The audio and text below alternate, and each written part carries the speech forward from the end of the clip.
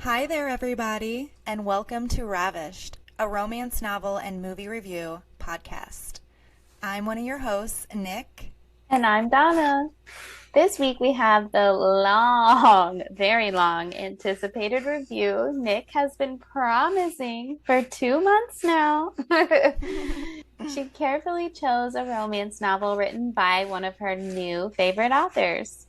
I think she's gonna explode if I don't let her take the stage to discuss this book and tell us this mysterious author who none of us have ever heard of. My goodness gracious, thank you. So, this episode's romance novel is like none other. It was published this very year, 2022, so it's brand spanking new. When I went to my public library, I just happened to stumble across it, and what to my eyes did I see but my favorite romance writer's new book. So I obviously saw it as a sign and rented it and never looked back. I don't think you ever returned it either. I did yesterday. Y'all, No she's had this charge. book for over 2 months. So, Nick, who is this author? Well, drum roll. Duh. Francine Rivers. Who? And the book is titled Oh my goodness. The book is titled The Lady's Mine. I mean, you were head over heels for her last book, Redeeming Love, from episode 2. So this should be exciting. Yes, you feel me, but first, Donna, let's catch up. So, we took a little extended break there between our last episode and this one. Well, we did totally. It's been forever. But I mean, of course, the first news I want to bring up was last week, the passing of the longest reigning monarch in Great Britain's history, Queen Elizabeth II, at 96 years old. Crazy. Yes. Oh my goodness. And did you see the day her death was announced? There was a double rainbow over Buckingham Palace. I did.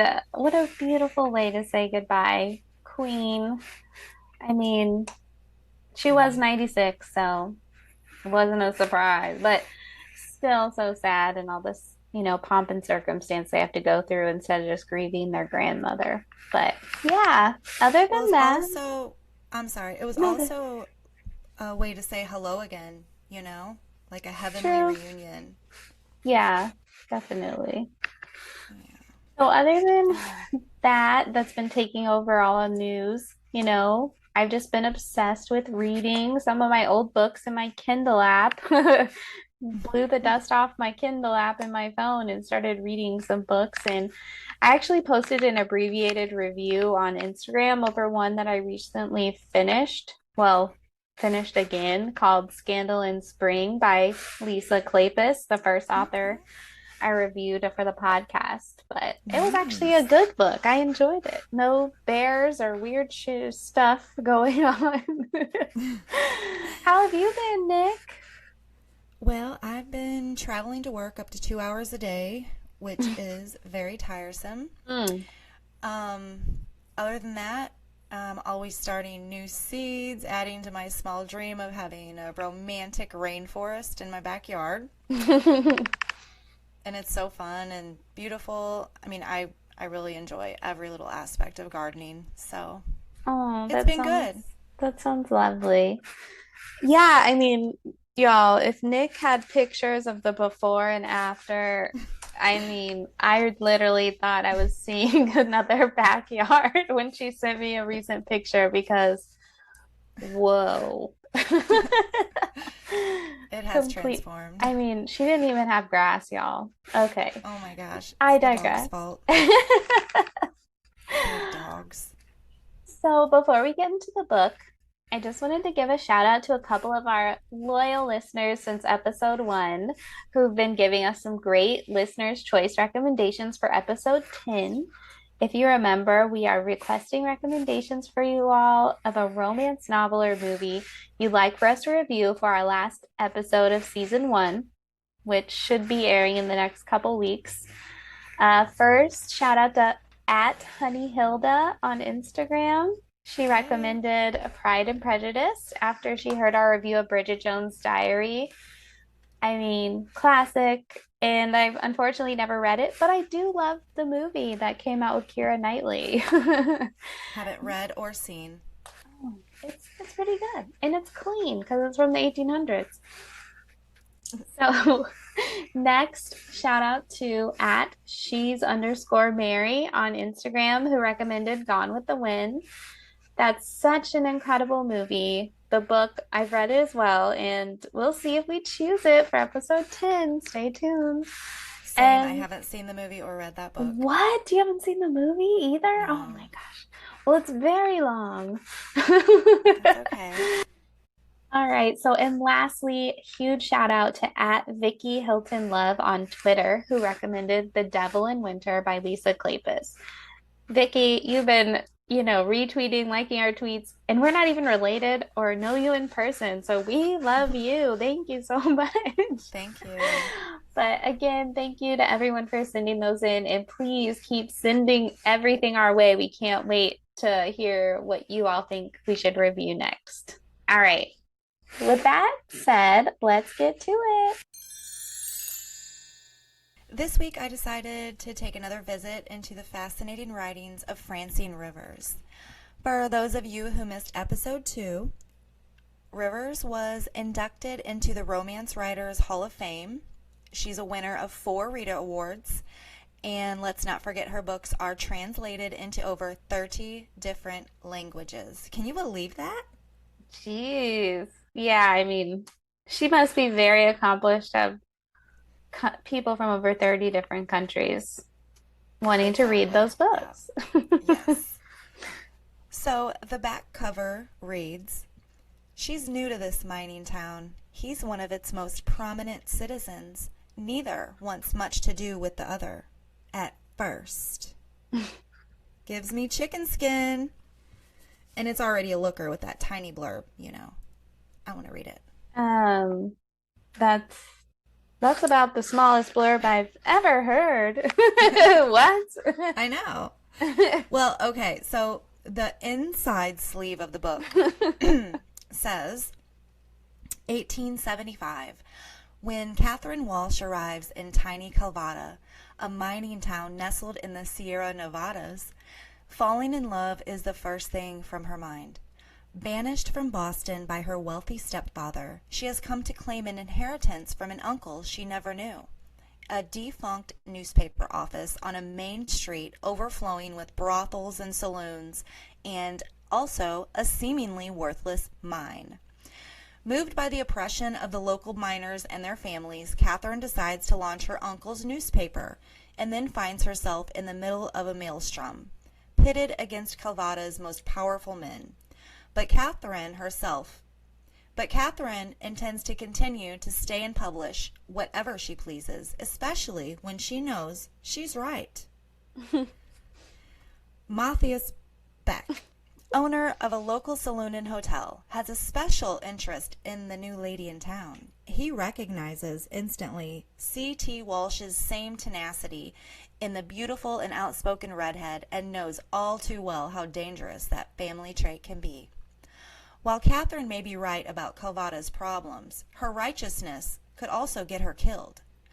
But when the handsome hotelier keeps finding himself on the same side of the issues as the opinionated Miss Walsh, Matthias' restless search for purpose becomes all about answering the call of his heart. Everyone may be looking to strike it rich in this lawless boomtown, but it's a love more precious than gold that will save them all. Yay! All right, so you're taking us to the wild, wild west, y'all. Giddy up. Yeehaw! And of course, a crazy redhead is involved. What? Yeah! What a coincidence. So, The Lady's Mind begins in Northern California, 1875. where we have Miss Catherine Walsh, the main female character, 18 years old, amazing green eyes, creamy skin, red haired, with a passionate temperament, who she holds her head up high. She speaks with a kind of professional assurity, and the author describes her as a beauty and as out of place as a thoroughbred mare among a herd of Mustangs in that town of Calvada. And said Catherine felt that God seemed to have plunked her right down here in the middle of this wild and woolly town. I mean, I just keep having the urge to say yeehaw, y'all, and well, I'll be darn tootin', you know. Yeah, very Say it. inspiring. Just say it. Now, hold on there, little missy. Now, there's more. First, I'm going to describe the villain. Mr. Morgan Sanders, wealthiest man in town, who owns just about every man around because they all work for his businesses in the mine and hotels and saloons. And then they have to buy supplies from his other businesses to be able to work in all of them. So, I mean, definitely getting the impression of the, stories I've read growing up about coal mine towns where it's like they monopolize the entire town, and these Yes. families who are just trying to make a living for Yes. themselves can't ever escape it because they're overpriced on their living quarters.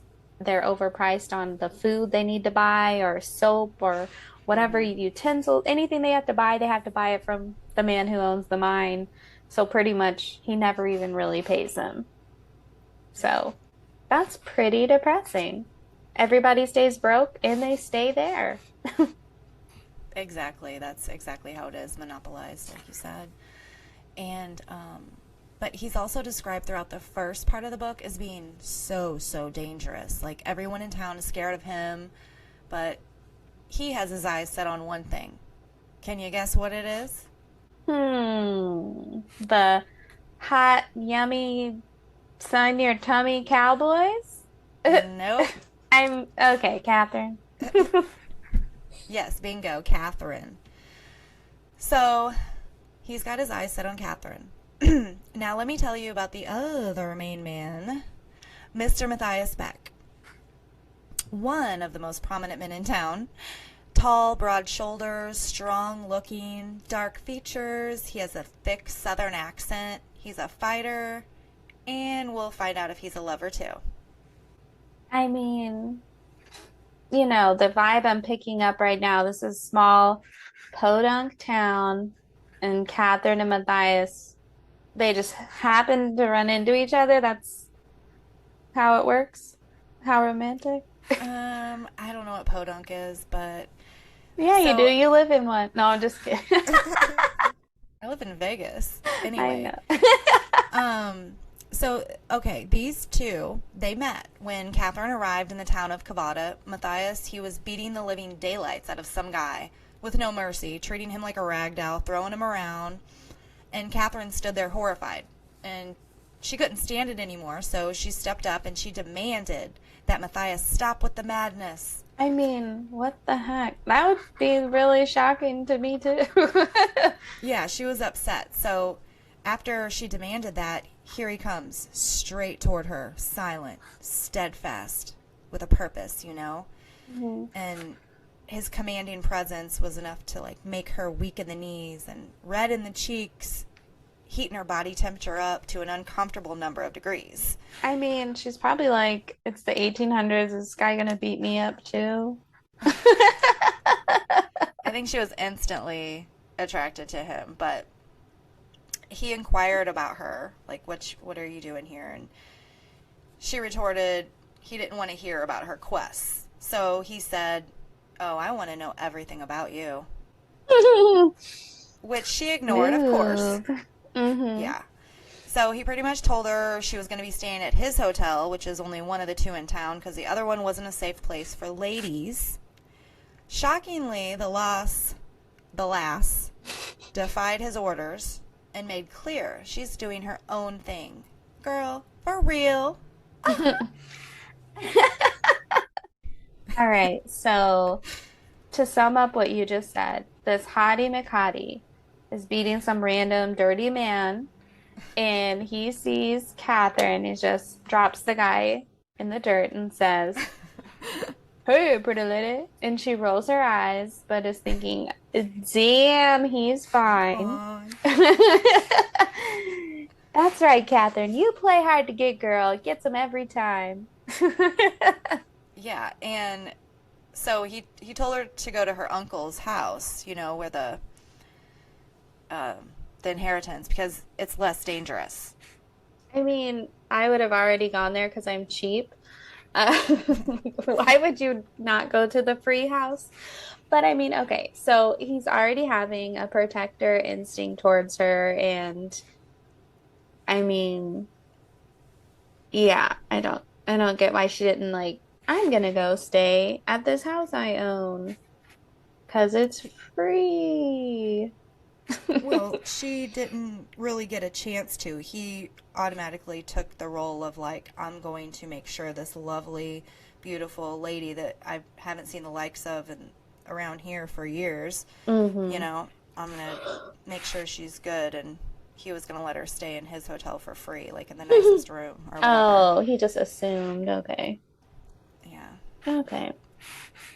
So, but yeah, so the family member she received the inheritance from, the house, hmm her uncle was known by the nickname City. He owned a newspaper office. The name of his paper was the Calvada Voice, known by everyone as The Voice.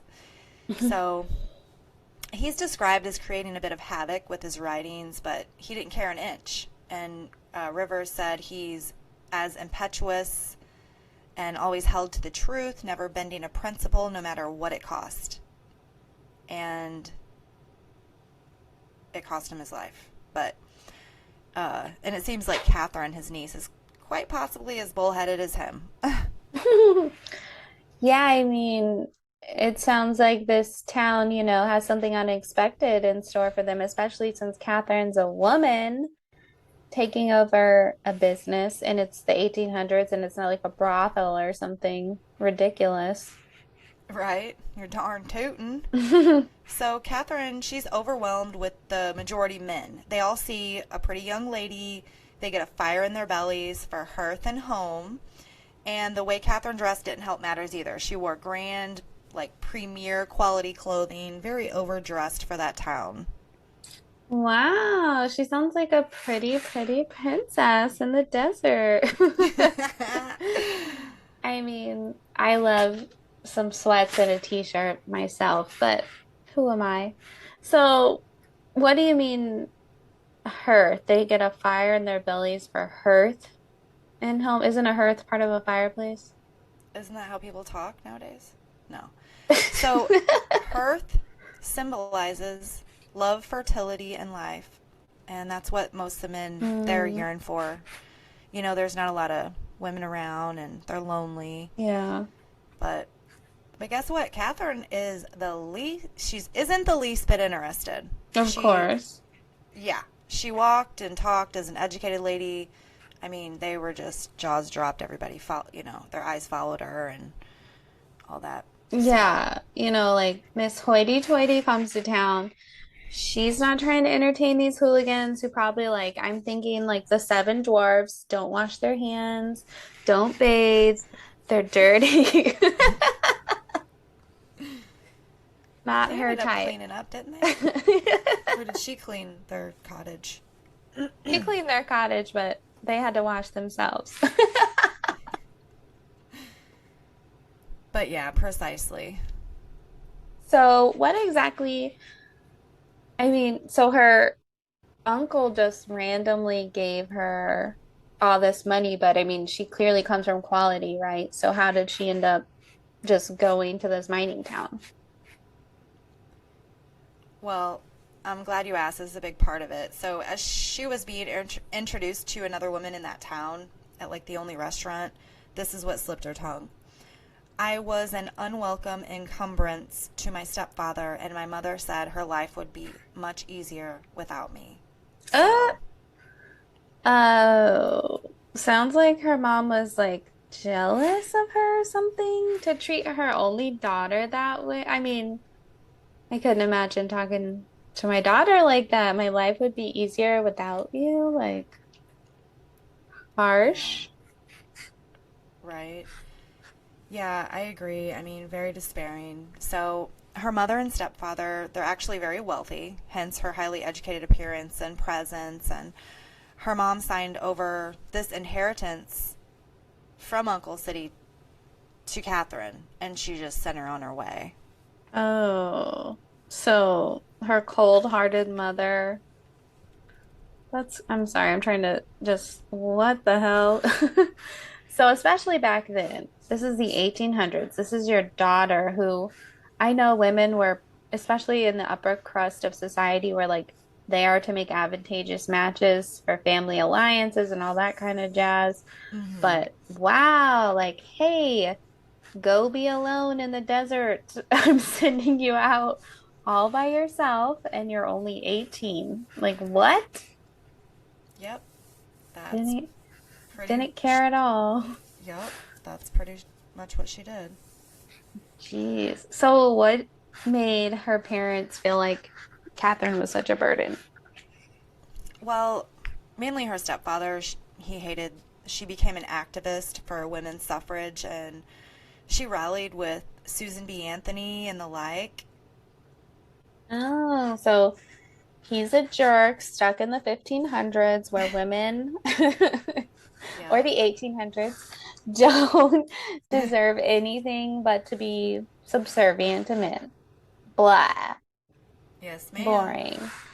Yeah, so she was a rebel, and women like her, they were slandered in the newspapers, just like people are today for using their voices.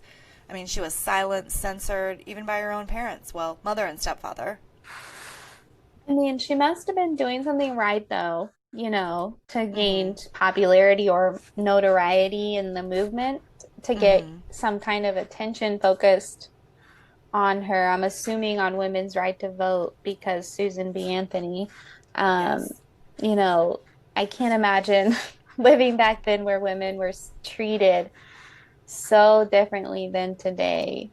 I mean, we still, as a gender, have a ways to go, in my opinion, but that 1800s life is not for me. Right. So, well, Catherine, she was always going against the grain like that. I mean, for instance, she stole the family's Thanksgiving turkey one year and secretly gave it to a dirt poor family who was begging her stepfather for a job. So they sent her away to boarding school for that. And then she gets kicked out of boarding school because she gave a girl a black eye for picking on another student, for things they had no control over, pretty much bullying. So she was sticking up for her. Jeez. So she's, Catherine's actually a good person. And every time she would try to do something that benefited others, her parents were ashamed of her and she'd get punished. I guess her stepdad was like embarrassed, and yeah, exactly. But um, it was it was noble of her to provide to the poor, defend the oppressed. But when she joined the suffragettes and started marching for the women's rights, that really tipped the iceberg and enraged her stepfather so much it made her mother beyond brokenhearted, due to the discord. And Hmm. so she let her go after saying, "My life would be much easier without you." But So she just took the side of her husband. exactly, yep. I mean, even in my books that I enjoy, the Regency era, Mm-hmm. women are called blue stockings if they're scholarly or even have a thought in their head beyond the weather or what dresses they should wear. And Hmm. it's quote unquote embarrassing, to the society at the time for women to have actual brains and Yeah. they can't even fathom women could understand the complexities of math or whatever they think men are better at than women. Mm-hmm. I can't think of anything worse than disowning your child as a parent, especially over this stupid crap. Like, I mean, even to think about how her mother had to feel to take her husband's side, and especially how it made Catherine feel like abandoned and unworthy. I mean, no wonder she's such a, argumentative potential. That's what I'm getting from your description of her, Hmm. feisty. She's scrappy, kind of. I can imagine why she's like that. She feels like she Right. has nobody. Yeah. I mean, it is very depressing, but you know what? That feisty Irish lassie is tough. I mean, she's clear-headed, she's mindful, and she's portrayed as such a tempered big mouth in a way, but I don't buy it. I mean, she holds her tongue in so many important parts for the sake of other people's feelings. I just love that about her. I I feel like it takes real intelligence and courage to stay silent sometimes. Yeah. I mean, pick your battles kind of thing. I Hmm. try to do that as much as possible in my Yeah. life, but it doesn't always work out. Uh, but it definitely takes Same. more to stay quiet and like leave something alone than to continue arguing with people who aren't even trying to understand what you're saying. They just want to argue back. Yep, waste of time. So, Catherine experiences so many people in this town. She becomes friends with some and adversary to others, but mainly men who want her to keep her mouth shut and quit trying to be a woman with a voice. Like the mentality women should be seen and not heard. Barf. Puke. So does she end up writing, Catherine? Does she end up writing a successful newspaper and stirring up all the mayhem she wants?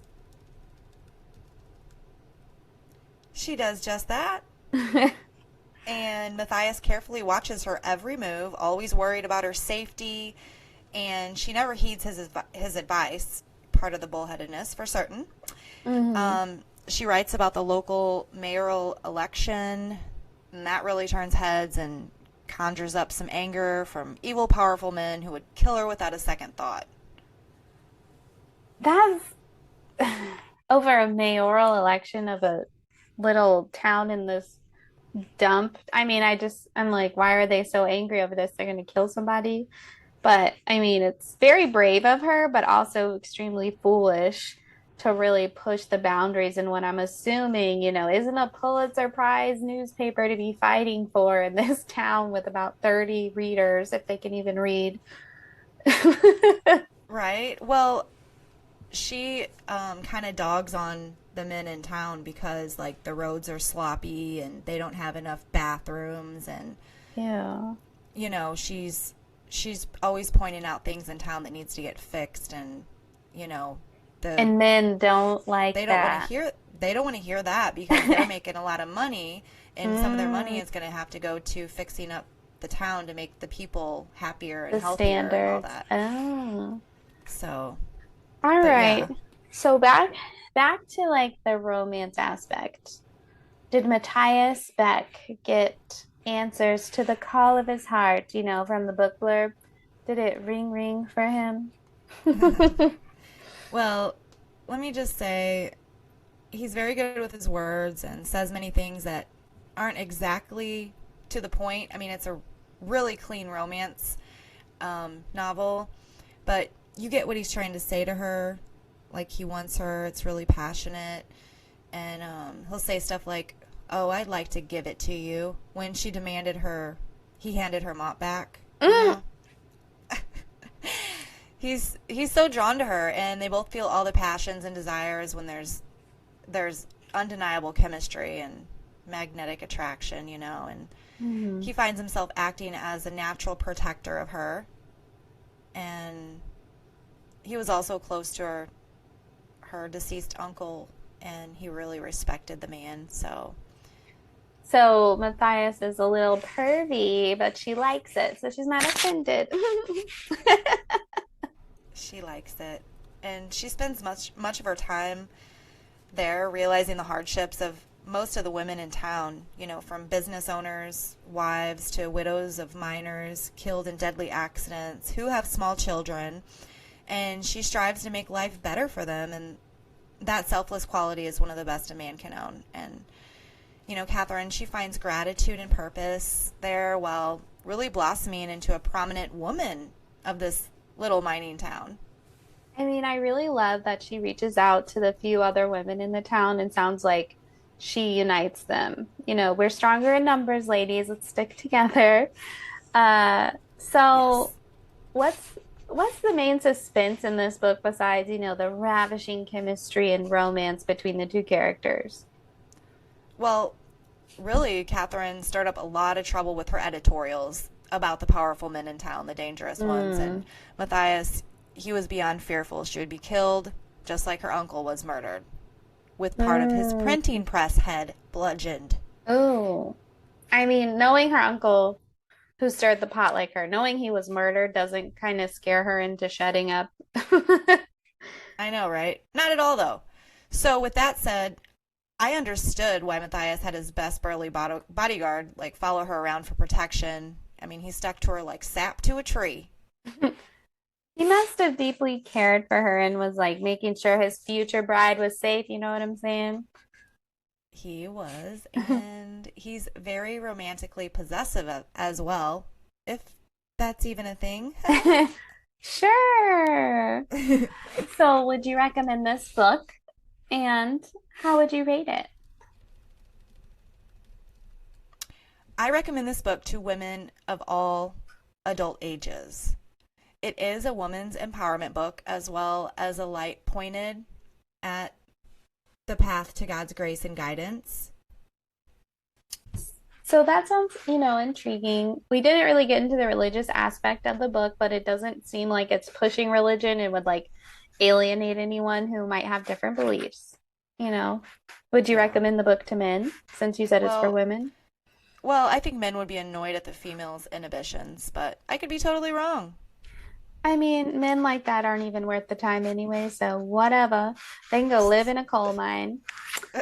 And how many stars did you give it? Oh, 4 out of 5. Okay. I mean, I think that's one of your highest ratings. I was pretty sure it'd be 5 out of 5, like your last Rivers book, though. Uh-huh. I know. It's okay though. See, this book was such a joy, such an easy read. Yet I still didn't want to miss a word or an emotion. The lady's mind had overflowing passion and love and most of all faith. But the reason I give it a 4 is because it didn't make me cry.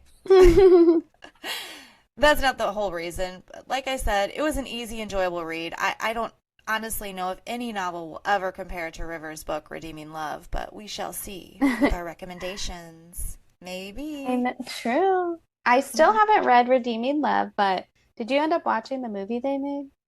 Yes, not the same, although it was great. I feel you. Books are better. Like The Fault in Our Stars, that book was so much better than the movie, even though the movie was super good. Yeah. Well, thanks, Donna, and thank you to everyone listening. We hope you enjoyed my review of The Lady's Mine by Francine Rivers. Great job, Nick.